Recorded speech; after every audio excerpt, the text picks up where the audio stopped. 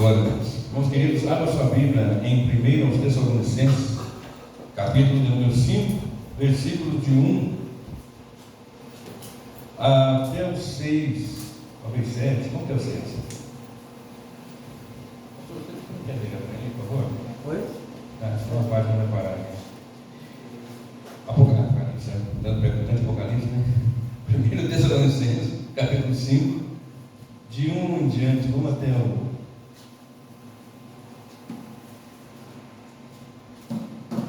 Vamos até o 11.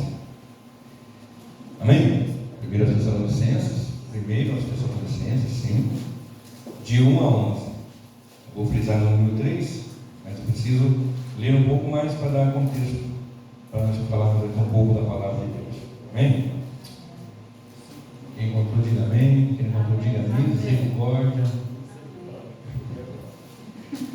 Mas, irmãos, acerca dos tempos e das estações, não necessitais de que se vos escreva, porque vós mesmos sabeis muito bem que o dia do Senhor virá como ladrão de noite. Pois que, quando disserem a paz e segurança, então lhes sobrevirá repentina destruição, como as dores de parto, aquela que está grávida, e de modo nenhum escaparão. Mas vós, irmãos, já não estáis em trevas, para que aquele dia vos surpreenda como um ladrão, porque todos vós sois filhos da luz e filhos do dia. Nós não somos filhos da noite nem das trevas. Não dormamos, pois, como os demais, mas vigiemos e sejamos sóbrios, porque os que dormem, dormem de noite, e os que se embebedam, embebedam-se de noite. Mas nós, que somos do dia, sejamos sóbrios, vestindo-nos da couraça da fé e do amor, e tendo por capacete a esperança da salvação.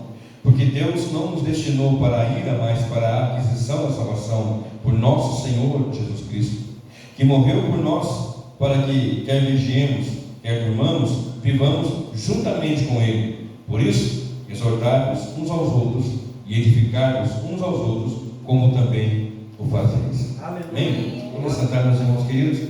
Irmãos, esse texto, ele tem aqui Paulo ensinando a instrução à igreja sobre a segunda vinda de Jesus, dando algumas informações, até porque a igreja estava passando por algum momento difícil. Hoje até fui falando aqui algumas vezes aqui sobre pessoas de idade, né? E nós somos, eu por exemplo, sou um pré-idoso. Não tenho pré-adolescente? Não, eu sou um pré-idoso, né? Estou indo, né? Estou indo para 54, com um rostinho de 40, 53, né? Então, e ali havia corrido algumas mortes, falecido alguns irmãos, e começou uma certa dificuldade com meus irmãos, porque alguns morreram, como é que vai ser, como é que não vai, como é que não vai, como é que não vai. E no capítulo 4, versículo 13, Paulo começa a dizer o seguinte: não quero, porém, irmãos, que sejais ignorantes acerca dos que já dormem, ou seja, morreram, dormem no Senhor, para que não vos entristeçais como os demais, que não têm esperança. Você vai observar, na leitura que eu fiz, juntamente com essa, que Paulo está falando aqui de dois tipos de pessoas. Uns que são os que não são das trevas, que não são da noite, e uns que são das trevas e são da noite. Você vai observar, mas vós, mas eles, mas vós, e aqueles, mas vós, e os outros. Você vai ver uma diferença entre um povo e um outro povo aqui. Então, continuando a leitura. Como os demais, vós e os demais, então vocês da igreja e os demais que não têm esperança. Verso 14. Porque se cremos que Jesus morreu e ressuscitou, assim também aos que em Jesus dormem, Deus o tornará a trazer com ele. Dizemos-vos, pois, isto pela palavra do Senhor, que nós, os que ficarmos vivos para a vinda do Senhor, não precederemos os que dormem, porque o mesmo Senhor descerá do céu com alarido, com voz de arcanjo, com a trombeta de Deus, e os que morreram em Cristo ressuscitarão primeiro. Depois nós, os que ficarmos vivos, seremos arrebatados juntamente com ele nas nuvens, e a encontrar com o Senhor nos ares, e assim estaremos para sempre com o Senhor. Portanto, consolai-vos uns aos outros com essas palavras. Mas, irmãos, acerca dos tempos, por que eu segui direto? Porque no original não tem essa divisão de capítulo. Isso foi feito alguns séculos depois, para que facilitasse, para nós acharmos os textos dos livros, para nos guiarmos com mais facilidade. Mas o livro segue numa sequência, ele não vai parar, capítulo 5, não, ele segue. Então ele usa aqui essa conjunção adversativa, mas, irmãos, acerca dos tempos e das estações, não necessitais de que vos escreva, porque vós mesmos sabeis muito bem que o dia do Senhor virá como um ladrão de noite. Pois que quando disserem, de novo aqui, vós e alguém, que vai dizer alguma coisa quando? Quando disserem, quem? Paulo está dizendo aqui, vocês sabem que o dia do Senhor será como um ladrão de noite. Será um dia surpreendente, mas para nós, a igreja, não será uma surpresa nesse sentido, porque desde que eu me converti, eu ouço falar da vida de Jesus. Aleluia. E desde que comecei a pregar, eu prego que Jesus voltará. Glória a Deus. Então, para nós, a igreja do Senhor, não é surpresa, será um dia surpreendente, mas não é surpresa, nós estamos aguardando. Mas eles não, porque quando disserem, ouça bem aqui, pois quando disserem, versículo 2, porque vós mesmos sabeis muito bem que o dia do Senhor virá como ladrão de noite. Agora, pois que quando disserem, e aqui começa a minha pregação, e o título da mensagem é esse: quando disserem a paz e segurança, então lhes sobrevirá repentina destruição. Nós, a igreja do Senhor, temos a consciência, ou pelo menos deveríamos ter a consciência, de que Cristo voltará. Muito embora esse tema tenha sido excluído de muitos púlpitos, muitos pregadores têm pregado tanta outra coisa, tanto outro evangelho, tantas temáticas aí que enchem a igreja, que fazem o movimento, que faz a carne tremer e vibrar, mas não faz os joelhos se dobrar diante do Senhor. Muitos pregadores, infelizmente, nas últimas décadas, têm se levantado como coaching dos púlpitos, como pessoas que têm uma habilidade muito eficaz de falar, de produzir emoções, mas nenhuma emoção é tão forte ou tão tocada, nenhuma palavra é tão tocada no emocional, no espiritual, no ser humano, quanto como a palavra de Deus. Porque a palavra de Deus ela não é um conto de fada, não é uma história, não é um cântico que alguém canta e é bonito, nós emocionamos com uma música, ela nos mexe, mas a palavra ela corta, ela penetra. Hebreus informa que ela é como uma espada de dois gumes, que vai até a divisão da junta, da alma, do espírito, vai lá no íntimo, no profundo do ser humano. A palavra pode hoje, nesta noite, nos mudar aqui, ela pode hoje transformar nossa vida. A palavra hoje pode pegar e levantar pregador na igreja, pode levantar missionário na igreja, pode levantar pastores na igreja, pode pegar um jovem, que falamos aqui de lembrar do jovem, o jovem lembrar do Senhor na sua mocidade, pode pegar um jovem, quando tinha 14, 15 anos, ouvi falar que haveria a volta do Senhor, que haveria tribulação, grande tribulação, e aquilo me despertou, e desde então eu prego sobre a volta do Senhor, e tenho pregado e anunciado que Jesus voltará. Aleluia, glória a Deus. E você perceba que eu não falo que está voltando, é um costume meu não dizer isso. Por quê? Porque voltando, daqui a pouco eu vou para minha casa, estou voltando, estou saindo, chegando na pista, estou indo ali, estou indo acolá, estou indo ali, estou indo acolá, até chegar, estou voltando aos poucos. Não, Jesus voltará repentinamente, gloriosamente, soberanamente, inescapavelmente, Ele voltará. Isso é o que move a igreja. Isso é o que deve impulsionar a mocidade a adorar, a igreja a adorar, o pastor a pregar, o irmão a cantar e celebrar, porque nós vamos estar diante do Rei face a face do Rei. Você já imaginou isso? Já pensou nisso, queridos? Você olha, eu queria conhecer fulano e tal, eu queria conhecer o cantor Beltrano, como eu gosto aqui, sou fã dele, eu admiro aquele cantor, aquela cantora, aquela banda, e aquele político, aquele, sei lá, ator de televisão. Eu queria conhecer aquela pessoa que assim por diante, ou aquele pastor que é uma bênção, eu queria vê-lo, mas às vezes não há oportunidade. Mas uma coisa mais profunda e mais gloriosa, eu quero dizer a você o que a Bíblia nos diz, que nós vamos olhar para o rosto do meio Jesus, face a face com Ele, vamos estar diante daquele grande Rei, daquele grande Senhor, do maior de todos, do centro do universo, do centro da Bíblia, do centro da palavra, do centro da minha vida, do centro da igreja, e vamos olhar para Ele e Ele vai dizer: vinde benditos de meu Pai. Aleluia! Isso mexe com o nosso emocional, isso transborda nosso coração de alegria, isso faz com que nossos corações sejam tocados e tomados pelo poder do Evangelho. O Evangelho é isso: Cristo veio e morreu por pecadores, ressuscitou no terceiro dia e voltará para buscar a sua igreja. É claro que nós estamos envelhecendo, é claro que as coisas acontecem e cai cabelo fica branco, e despenca tudo, e as pernas às vezes ficam parecendo mapa hidrográfico, quer tanto vaso, quer tanto vaso para lá, é o clube das varinhas, é um cheiro de mofo, um cheiro de naftalina muitas vezes, mas nós vamos receber um novo corpo, um corpo de glória, um corpo glorificado. Estamos aguardando a bendita vinda, a esperança é essa. Agora, este é o anseio da igreja, isso é o que a igreja espera, isso é o que a igreja deve esperar. Muito embora, muitos não querem mais isso. Muitos fizeram aqui do seu mundo o seu reino. Muitos fizeram do seu arraial o seu reino. E não querem um Jesus que vai voltar. Não querem Jesus que está voltando ou que voltará. Não, eles querem um Jesus aqui na terra. Eles querem viver de uma maneira que aqui está bom, alguém outro dia, há alguns anos. Claro que ela falou que eu de brincadeira, mas eu não faria uma brincadeira dessa. Ela disse o seguinte: era final de ano, ia ter uma viagem, um cruzeiro. E a moça jovem disse assim: sabe que Jesus não pode esperar um pouquinho, eu terminar o cruzeiro para depois ele voltar?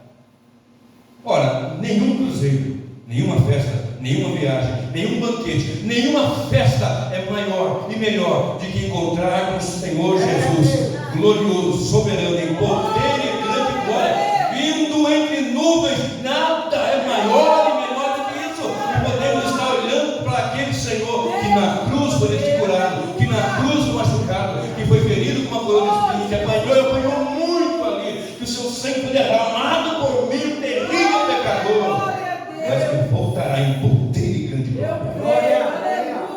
Então observe, meus irmãos, versículo 5 aí, capítulo 5, verso 1: acerca dos tempos e das estações, não necessitais que eu vos escreva, porque vós mesmo sabeis muito bem que o dia do Senhor virá como ladrão de noite. Queridos, aqui é uma confusão teológica muitas vezes, de achar que aqui é um momento secreto. O ladrão vem sem que se espere. O foco aqui é: eu não sei quando. Existem alguns elementos para ocorrer para a vida do Senhor, mas eu não sei quando ele voltará.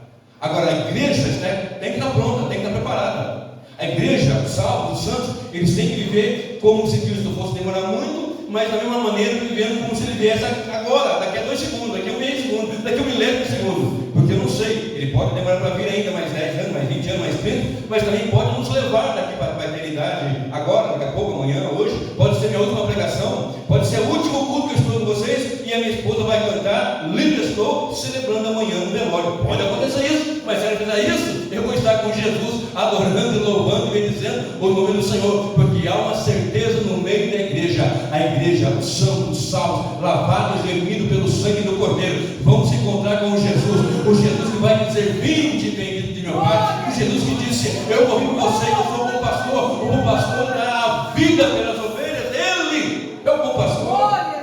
Agora, percebe bem, porque vós mesmos sabeis que o dia do Senhor vem como ladrão de noite. Pois que quando disserem a paz e esperança, então lhes sobrevirá, não para nós, para eles, 2 povos.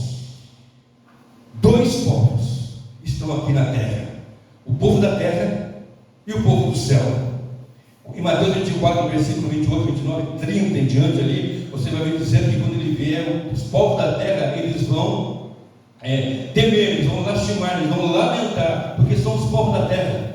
Mas tem um povo que vai celebrar, que vai glorificar, que vai exaltar. Tem 2 povos aqui na terra, e não tem meio termo, não tem como ficar no meio em cima do muro, não tem como ficar neutro. Ou você é da luz de Jesus, ou é das trevas de Satanás e do inferno mesmo. Não tem como cochear em 2 pensamentos. Não tem como dizer: talvez eu vou esperar mais um pouco, talvez amanhã, ou depois de amanhã, ou depois de depois. Não existe amanhã. Talvez na última hora, não tem última hora. A última hora é agora. Ou estamos com o Senhor, ou pode ser que não haja tempo. Então nós olhamos para um texto como esse que diz: porque quando disserem a paz e segurança. O que quer dizer isso? O que o apóstolo Paulo ensina aqui? Quando disserem a paz e segurança, ou seja, o mundo em prosperidade, paz e tranquilidade, embora haja guerras aqui e acolá, embora tenha desemprego aqui e acolá, embora muitas nações, como o Brasil, por exemplo, tenham uma doença chamada corrupção, onde existem coisas horríveis, coisa descabida até no meio da política, não dá tempo de falar aqui, nem é o meu foco, mas você vê países que são muito bons, países que têm uma política boa, que têm um povo bom, que têm riqueza, prosperidade, e há muitas pessoas que estão, mesmo no Brasil, com toda dificuldade, disputando de alguma benesse, de alguma bem-aventurança aqui, uma bênção aqui, eles não querem outra coisa. Está tranquilo, há paz e segurança. Para que eu preciso de Jesus? Ter meu emprego, ter minha casa, ter minha família, ter meu carro? Por que eu preciso de Jesus? Ficar como os crentes domingo, quarta, quinta, terça, sábado, e ensaia, e canta, e louva, e adora aquele calor, cercado ali. Claro, tem igreja que tem ventilador, tem igreja que tem ar-condicionado, mas tem lugar que não tem lugar que é embaixo de ar, tem lugar que é perseguido, tem lugar que a igreja é perseguida até a morte de fato. Então, esse negócio, para que fazer isso? Para que estar assim? Está bom assim, a paz e segurança. Estou seguro no meu trabalho, seguro na minha saúde, seguro no meu emprego, seguro na minha família, tudo em paz. Para que Jesus? Para que andar com Ele? Para que vir a estar nesta caminhada? Uma caminhada difícil, uma perseguição. Ser cristão não é brinquedo, não é fácil. Ser crente é até fácil, mas ser cristão é diferente. Em Atos 11, 26, diz a palavra do Senhor que em Antioquia foi pela primeira vez os discípulos chamados de cristãos, pequenos cristos, seguidores de Cristo, imitadores de Cristo. Sejam meus imitadores, diz o Senhor.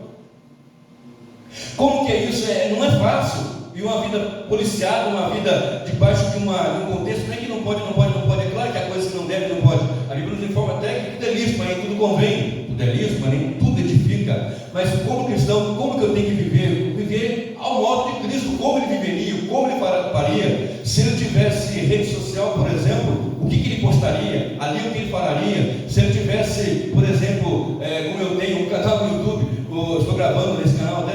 O que ele falaria? Qual seria a sua mensagem? Claro que seria a mensagem do Evangelho, seria a mensagem da cruz, porque ele é a pregação, e ele é o maior pregador, e é a maior pregação, ele é o ofertante, ele é a oferta, ele é o alimento, ele é o alimentador, ele é tudo, ele é o centro de tudo. Aleluia. Então nós temos que observar que o povo diz aí fora, a paz e segurança. E quando o crente se deleita no pecado, se agrada no pecado, ele também diz a paz e segurança. Está tranquilo, nada acontece. Isso é um grande mal, um grande problema, porque nós estamos vivendo um tempo de apostasia, um tempo devastador de apostasia, onde eu falei agora há pouco e repito, muitos lugares você fala mais do céu, nem do inferno, nem da volta do Senhor, nem da condenação eterna, nem de nenhuma doutrina bíblica centrada na verdade que glorifica a Deus. Sempre quando eu prego, eu fico pensando, meu Deus, essa mensagem te glorificou. Essa mensagem glorificou o teu nome, porque eu não estou pregando para fazer sucesso, ganhar dinheiro, nada disso. Nunca cobrei um centavo para pregar. Há quantos anos eu prego? Nunca cobrei R$1. Eu prego para a glória de Deus, porque eu sou um pecador. Eu sei o traste que eu sou, se não for a graça de Deus na minha vida. Eu sei, mas eu sei também em quem tenho crido. Eu sei também no Espírito de Deus que age em nós. Tudo que há de ruim em mim é meu mesmo. Tudo que possa haver de bom em mim é de Jesus. E por isso estou em sua presença para o louvor da sua glória, do seu louvor universal. Então, quando disserem, a igreja vai dizer, nós estamos aqui, claro, nós estamos em paz, no meio da guerra, no meio da batalha, da peleja, estamos, mas eles dizem assim, pois quando disserem a paz, a segurança, lhes sobrevirá repentina destruição. Nós sabemos que ele voltará, não será surpresa. Nós não estamos em trevas, eles estão em trevas. Nós somos filhos da luz, eles são filhos das trevas. E quando eles disserem a paz, a segurança, tudo bem, para que Jesus, para que Evangelho, para que volta o quê? Tem um indivíduo aí na internet, ele fica postando, ele postou lá, é um que pinta o cabelo, fica imitando foca, tá? Não vou dar um tempo para dar direito de resposta. E ele diz o seguinte: Cristo vai voltar o quê? Quantos anos eu ouço? Deve ter uns 40 anos, talvez nem isso. Quando que vai voltar? Eu ouço meu avô, meu bisavô, meu tataravô, quando que vai voltar? Vai nada, vai demorar nada, não vai voltar nada, isso é conversa, isso é balela. E em muitos seminários teológicos tem sido ensinado também, em algumas linhas teológicas, que ele já veio no ano 70. São os preteristas, que ele já veio no ano 70. São os preteristas. Nós temos algumas linhas de interpretação escatológica. Não é o foco hoje, não vou entrar nesse assunto porque o tempo está correndo. Mas já veio no ano 70, acabou quando a destruição de Jerusalém, com o general Tito, e acabou, já veio e agora não vai vir mais.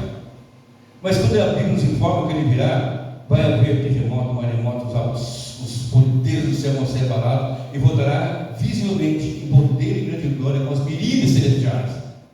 Então, tem muitos lugares que os pastores estão perdendo, inclusive há alguns anos eu ouvi dizer que num seminário, numa igreja, algum lugar, não recordo, acho que na América do Norte, O sangue de Jesus havia perdido a sua validade, o seu poder de salvar, de levar, de limpar. Nós estamos servindo a um Deus que era e que há de vir. Nós estamos servindo um Deus que não começou e não vai terminar. Nós servimos um Deus que não começou. Como é que ele não começa? Mas ele é Deus. Se eu fosse explicar Deus, Deus não seria Deus. Eu não consigo explicar Deus. Por isso que Deus é Deus. E o que se revela para nós, se revela na Escritura. A natureza mostra Deus e condena o homem, mas a Bíblia mostra Deus e mostra o caminho de salvação. Então, quando eu olho para a Escritura, eu sempre falo isso, ela não é exaustiva em apresentar Deus, mas a Bíblia, ela é plena, ela é totalmente capaz de mostrar Deus, ela é suficiente para nos mostrar Deus. Agora vem comigo para o texto, porque quando disserem a paz e a segurança, alguns personagens na Bíblia estava tranquilo. Um deles, eu quero que você corra comigo lá para o livro de Daniel, o profeta Daniel, capítulo 5, neto de Nabucodonosor. Logo depois, ele já era, estava sendo o rei, o imperador ali, no lugar de Nabucodonosor. Então pegou os vasos, que era o templo que foi destruído no ano 586 a.C. e levado para a Babilônia, porque o povo estava transgredindo, eles ficaram 70 anos na Babilônia. Então Daniel, o profeta, vocês sabem disso, ele foi um homem importante nesse reino, nesse império, também no Medo-Persa. Então estava aqui, capítulo 5 de Daniel, verso de número 1. O rei Belsazar deu um grande banquete a 1000 dos seus senhores, e bebeu vinho na presença dos 1000. Havendo Belsazar provado o vinho, mandou trazer os vasos de ouro e de prata, que Nabucodonosor, seu pai, mas era avô, tinha tirado do templo que estava em Jerusalém, para que bebessem neles o rei, os seus príncipes e as suas mulheres e concubinas, ou seja, as escravas sexuais. Pega, então, já estava lá um pouco de vinho na cabeça, vai lá, pega do templo que foi tomado, os vasos, as taças, pega traz tudo de ouro, vamos beber aqui, vamos festejar aqui, e vamos aqui profanar, vamos adorar o nosso Deus, vamos profanar o Deus desses hebreus aí. E quando ele falava aquilo e fazia aquilo, parecia uma mão ali, uma mão, uns dedos, escrevendo alguma coisa na parede, na estucada da parede. E aquilo paralisou ele, deu uma travada nele. O que é isso? Ele mandou chamar todos aqueles que podiam ler, os seus entendidos, os seus cientistas, feiticeiros, magos, mestres, tudo aquilo que podia ser entendido, os caldeus, para dizer o que estava escrito ali. Ninguém conseguiu. Alguém disse: olha, tem um homem aqui que tem o Espírito dos deuses, um homem cheio do Espírito Santo, em outras palavras, está trouxendo então Daniel à sua presença. E ainda foi formado, né? No Nabucodonosor, ele teve grande importância. Então ele vem, e quando chega no versículo 25, diz assim: este, pois, é o escrito que se escreveu, Mene, Mene, Tekel, Ufarsim. Esta é a interpretação daquilo. Mene, contou Deus o teu reino e o acabou. Tekel, pesado foste na balança e foste achado em falta. Pérez, dividido foi o teu reino e dado aos medos e aos persas. Então mandou Belsazar que vestissem a Daniel de púrpura e lhe dessem uma cadeia de ouro para o pescoço, proclamassem a respeito dele, etc, etc. Neste mesmo tempo, o rei Belsazar foi sucumbir no seu império pelo império Medo-Persa. Ou seja, estava em paz, está tudo bem, está tudo tranquilo. Vamos aprontar, vamos bagunçar com os vasos da casa de Deus, vamos fazer aquilo que não. E Deus tratou com ele. Eu sei que nós costumamos dizer Deus é amor, Deus te ama, a Bíblia diz que ele é amor, mas ele também, na mesma medida que ele é amor, ele é juízo. Deus é amor, é claro que a Bíblia nos informa, a maior expressão de amor de Deus é na cruz do Calvário, a maior expressão de amor que alguém possa ver na terra. Não é o marido para a esposa, é o filho para o pai. A maior expressão é Deus enviando o seu filho ao mundo sem pecado algum, morrer por pecadores. Glória a Deus! Essa é a maior expressão de amor. Mas esse mesmo amor tem o mesmo poder, a mesma medida de juízo, pois o texto nos diz, a palavra do Senhor, que ele voltará como um vingador de Deus, tomando vingança daqueles que não conhecem a Deus, não obedecem ao Evangelho, virá como labareda de fogo. 1 Tessalonicenses, 2 Tessalonicenses 1, 7, 8, 9, 10 em diante. Então nós temos aqui o mesmo Deus de amor, mas que não deixou passar, que zombassem das coisas de Deus, zombassem dos vasos de Deus, tratassem com leviandade, com promiscuidade, com imundícia das coisas de Deus. As coisas de Deus são santas, o nosso Deus é santo, e o nosso Deus vê, o nosso Deus trabalha, o nosso Deus age, o nosso Deus sabe, o nosso Deus passeia no meio da igreja. Diz o texto de Apocalipse 3 que ele anda no meio dos desgraçados, ou seja, no meio da igreja. Ele visita, ele sabe, ele me conhece, ele te conhece, ele sabe, e ele não deixou passar batido naquele tempo. Para, segurança, não bagunçar, vamos beber. Deus tratou com ele. Meio, tekel, farzinho, pesado o rosto da balança, achado em falta, e acabou para você. Fim de papo. Com Deus não tem conversa. Quer ver um outro personagem? Vai comigo lá para Atos dos Apóstolos, capítulo 12. Atos dos Apóstolos, capítulo 12, versículo de número 20. Vamos ver se eu acho que minha Bíblia não tem Atos 12. Tem. Atos 12, verso 20 em diante. E Herodes estava irritado com os de Tiro e de Sidom, mas esses, vindo de comum acordo, fez acordo com ele, e obtendo a amizade de Blasto, que era camarista do rei, pediam paz, porquanto o seu país se abastecia do país dele. Guarda a palavra, pediam paz, porque o seu país se abastecia do país do rei. E num dia designado, vestindo Herodes as vestes reais, dizem os historiadores que eram prateadas, douradas, tinha todos os detalhes, e refletindo o sol, você olhava de longe, refugia, parecia glória mesmo, tão lindo que era aquela veste. E num dia designado, vestindo Herodes as vestes reais, estava sentado no tribunal, e lhes fez um discurso. E Herodes começou a falar, mas falou bonito, usou o melhor vernáculo, as melhores palavras, os melhores pronomes, tudo que podia achar, a maneira polida de falar e com intrepidez, de maneira que todos disseram assim. E o povo exclamou: voz de Deus e não de homem. Isso não é homem, isso é Deus. Olha como ele fala, olha que glória, está em paz. O meu país abastecido, está tudo certo, tudo tranquilo, eu sou rei. O povo me aplaude, a voz do povo não é a voz de Deus, irmão. Escute bem isso, a voz de Deus é a palavra. E quando nós olhamos para a palavra de Deus, nós vemos aqui que ele estava ali, o povo olhou para ele, a multidão olhou para ele e aplaudiu. E disse: isso aí é Deus, é voz de Deus e não é voz de homem, não. Diz o texto, no mesmo instante, um mês depois, 15 dias depois, diz o texto, e no mesmo instante feriu o anjo do Senhor, porque não deu glória a Deus, e comido de bichos expirou, apodreceu, virou comida de bicho, porque não deu glória a Deus. Está tudo tranquilo, está tudo em paz, não dá glória a Deus, não exalta o Senhor, não adora a Deus, não tributa a honra devida ao Senhor, temei a Deus e dai-lhe glória, aleluia. A igreja glorifica, o crente adora, o povo de Deus ama adorar, exaltar e bendizer o Senhor, reunidos cansados muitas vezes, com dor muitas vezes, que dói para cá, dói para lá, junto daqui, dói, mas vem para o culto, às vezes está chovendo, está tempestade, mas é dia de culto, meu Deus, eu quero adorar a Deus, eu quero servir o Senhor. Mas eu adoro em casa, é claro, eu posso adorar em casa também, mas eu quero congregar, eu quero estar com os irmãos, quero cooperar, quero ouvir o rosto dos irmãos e adorar a Deus aqui na terra, porque eu não vou ser comido de bicho, aleluia, porque não dei glória a Deus, nós exaltamos, glorificamos e adoramos aquele que era e há de vir. Olha o que diz em Filipenses, olha comigo em Filipenses, olha o que está aqui, não marquei no meu esboço, mas está aqui, Filipenses capítulo 2, versículo de número 5 até o versículo 11.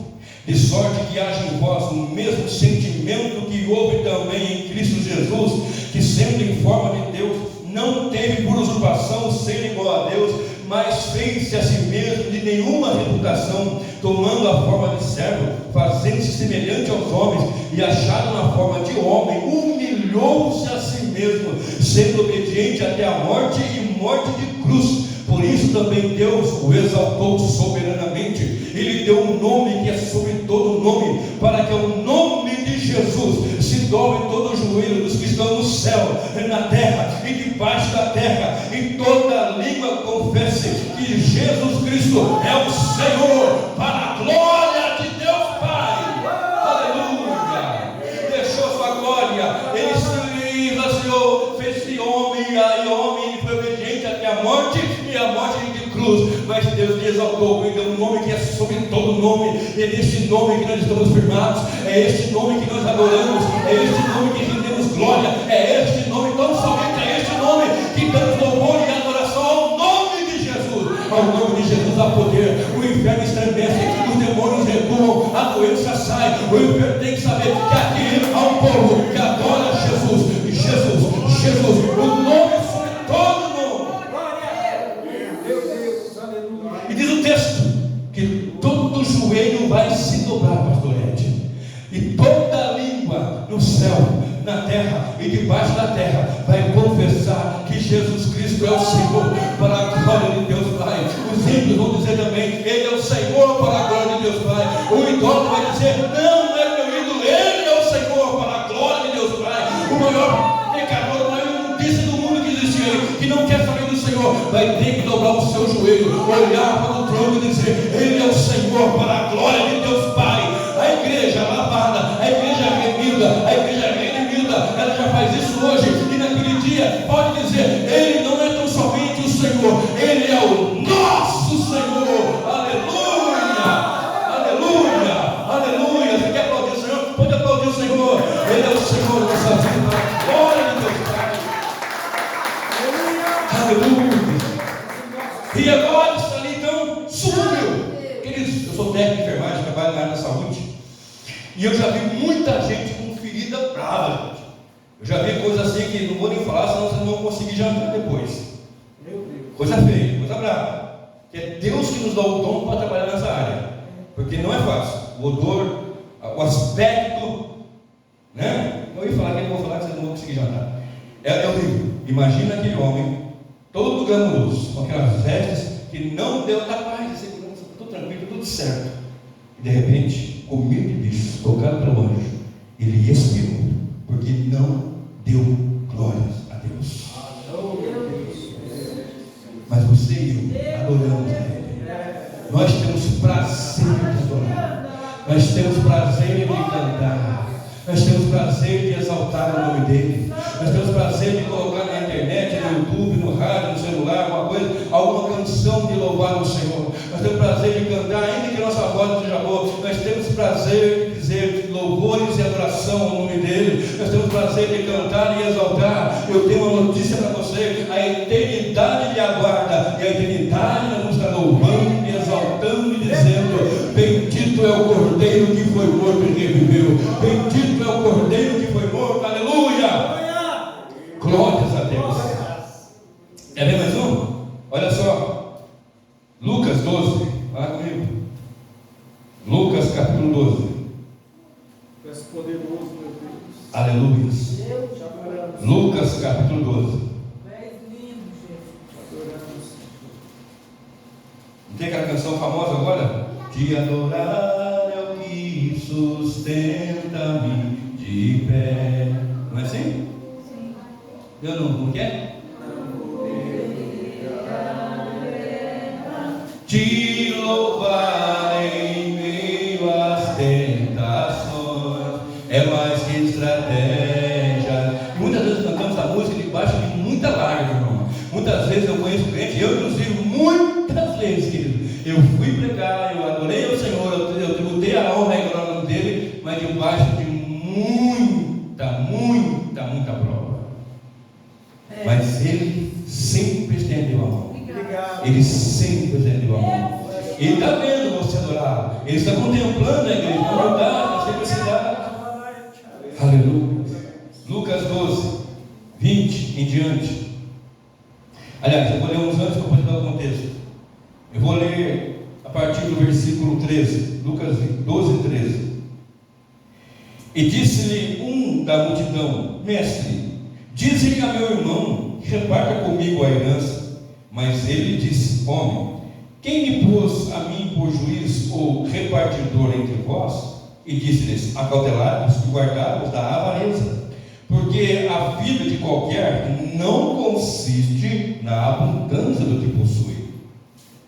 E propôs-lhe uma parábola, dizendo: a herdade de um homem rico, ou seja, o terreno dele, a herança dele, tinha produzido com abundância. Já era homem rico, tinha uma herança, tinha uma herdade, uma herança ali, e produziu muito. E ele arrazoava consigo mesmo, dizendo: que farei? Não tenho onde recolher meus frutos. É muita coisa que eu tenho, já não tenho onde guardar tanto da produção que a minha terra me concede. Olha quanta coisa tem, olha em que paz eu estou. Meu dinheiro me dá paz. Olha quanta coisa eu tenho. Eu não tenho onde colocar, mas minha terra está produzindo muito. Vamos supor que fosse trigo, figo, romãs, da época do texto bíblico, do local, né? Uvas. Quanto não tem mais onde colocar? E o texto continua. E diz: já sei o que vou fazer. Fala isso: derrubarei os meus celeiros e edificarei outros maiores, e ali recolherei todas as minhas novidades e os meus bens. Boa ideia. Eu tenho celeiro aqui, não está cabendo, eu vou ampliar, vou aumentar aqui umas 10 vezes, porque eu tenho muito, eu tenho demais na conta, como diz o caipira. E direi a minha alma. Ele arrasou consigo, vou fazer isso. E vai dizer para si mesmo: direi a minha alma, tens em depósito muitos bens, para muitos anos. Descansa, tenha paz, come, bebe, folga. Esse folgar no original é festejar, é orgia. Quando lá no capítulo 32 de Êxodo, quando Moisés desce do monte com as tábuas da lei, eles chegam no arraial e o povo fez um bezerro de ouro. Eles fizeram bezerro, celebraram, ofertaram e folgaram. O texto quer dizer folgaram. Ali era orgia, né? Eles estavam fazendo ali atos sexuais cerimoniais, vamos dizer assim. Era uma imundícia. E aqui diz assim: a minha alma tem muito, tem bastante, para muitos anos. Então descansa, fique em paz, come, bebe, regozija e festeja e folga. Quando disserem a paz, lhes sobrevirá repentina destruição. Eu e vocês estamos incumbidos de avisar o mundo aí fora: virá sobre ti repentina destruição. É verdade. É esse evangelho que eu pegar. Arrependei-vos, há sobre você uma sentença de morte, como também sobre mim havia. Porém, a sentença de morte que sobre mim estava caiu na cruz. Em 2 lugares o castigo do pecado ocorre. Em 2 lugares. Deus não vai deixar o pecado sem castigo. Deus é justo, Ele é um justo juiz. Não, Deus não seria justo se Ele não castigasse o pecado. Mas Ele é justo, Ele vai castigar o pecado. E em 2 lugares. Primeiro lugar, lá no Gólgota, na cruz, em Cristo. O castigo que nos traz a paz está sobre Ele. Obrigado. Isaías 53. Se Ele não vem, pastor Ed, o nosso destino era o lago que arde com fogo e enxofre. Se Ele não vem, missionários, nós estaríamos indo a largos passos para o Hades, para o Geena, condenação eterna, lago que arde com fogo e enxofre, eterno, que não tem como sair. A graça e a misericórdia são expressadas na cruz. A graça me dá aquilo que eu não mereço. Eu não mereço novos céus e nova terra, mas pela graça sois salvos. E isso não vem de vós, é dom de Deus. E a misericórdia de Deus não me dá aquilo que eu mereço, porque eu mereço é a condenação eterna, mas a misericórdia, o que quer dizer misericórdia? Miséria das cordas, cardíaco, músculo cardíaco. A misericórdia, Deus amou de tal maneira que deu o seu Filho unigênito, para que todo aquele que nele crê não pereça, mas se não crê nele, está debaixo de condenação. Não tem meio termo. Ou na cruz, ou no lago que arde com fogo e enxofre. E ele que já disse: tem muita coisa. Descansa, em paz, e tem segurança. Tenho mantimento para muito tempo. Eu nem sei o que eu tenho de tanto que eu tenho. Agora o texto segue dizendo: mas o apóstolo João disse: louco, é isso que você tem? Não. O apóstolo Pedro disse: louco, é isso? Não, não foi Tiago? Não foi Tiago, não foi Moisés? Não. Mas Deus lhe disse: louco, esta noite te pedirão a tua alma, e que tens preparado, para quem será?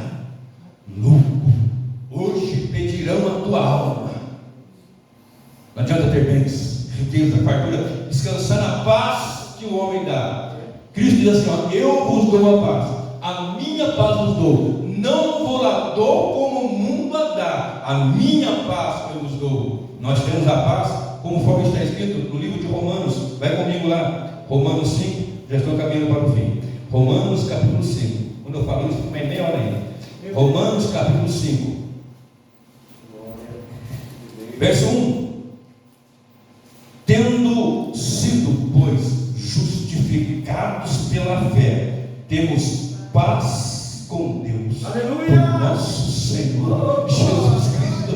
Deus é irado contra o pecado, mas Deus em Cristo Jesus promoveu a paz com Ele para a nossa vida, pelo sangue derramado na cruz do Calvário, e Ele voltará, e quando Ele voltar, nós descansamos, estamos em paz. Por quê? Porque nós sabemos que o nosso nome está no livro da vida, por causa do sangue derramado no Gólgota, no Calvário, sangue inocente, sangue que liberta, sangue que compra, sangue que paga, sangue que purifica, sangue que redime, de maneira que quando Ele voltar, estamos tranquilos, porque aqui é um termo forense, um termo de fora, um termo judicial. Tendo sido, pois, justificado. O que é justificar? Ora, justificar é dizer que não tem pecado, está tudo certo. Uma pessoa peca, melhor, uma pessoa rouba, como é que é um crime, um delito? Vai preso, sua condenação 10 anos, por exemplo. 10 anos depois ele sai, está perdoado, correto? Pagou 10 anos ali, cumpriu, ele sai, o juiz assina, ele está livre, ninguém mais pode colocar a mão nele, mas ele não está justificado. Nada justifica o que ele fez. Matou, roubou, sei lá o que mais ele fez. Cumpriu a pena, está perdoado, mas não está justificado. Eu tenho mais uma boa notícia: você está perdoado e você está justificado diante do tribunal. Abra sua Bíblia em Atos 17:31, para nós fazermos mais uma colocação aqui. Atos 17:31. Olha o que diz. Depois você lê tudo antes e depois. Atos 17:31. Eu vou ler o 30 e 31.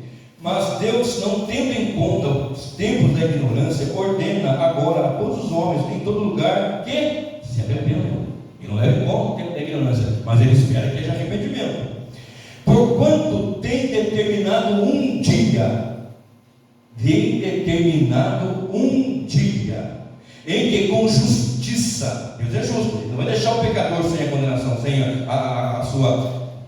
o seu veredito. Um dia que com justiça há de julgar o mundo por meio do homem que destinou, e disso deu certeza a todos, ressuscitando dos mortos. Jesus ressuscitado, Ele é o juiz. Jesus ressuscitado é o leão da tribo de Judá. Jesus ressuscitado é o Senhor que estará entronizado, conforme fala em Mateus 25, que Ele vai sentar e vai colocar à sua direita as ovelhas, à sua esquerda aos porcos. À direita Ele vai olhar e vai dizer: vinde bendito de meu Pai, tomai por herança o que está preparado desde a fundação do mundo. Mas para os mortos, para aqueles que dizem paz e segurança, está tudo certo, Ele vai dizer: apartai-vos de mim, malditos, para o fogo eterno, preparado para o diabo e seus anjos. Agora, para nós fecharmos, corre comigo lá, 2 Pedro, segunda epístola do apóstolo Pedro, capítulo 3. Segunda epístola, eu quero te convidar a ficar em pé nesse momento. Segunda epístola do apóstolo Pedro, capítulo 3. Eu vou ler do 9 em diante.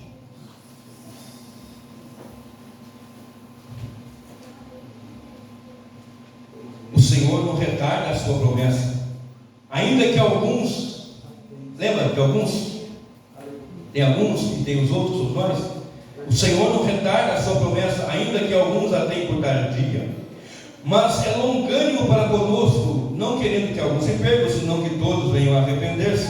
Mas o dia do Senhor virá como ladrão da noite, no qual os céus passarão com grande estrondo, e os elementos ardendo se desfarão, e a terra e as obras que nela há se queimarão. Havendo, pois, de perecer todas estas coisas, que pessoa vos convém ser em santo trato e piedade, aguardando e apressando-se para a vinda do dia de Deus, em que os céus em fogo se desfarão, e os elementos ardentes se fundirão.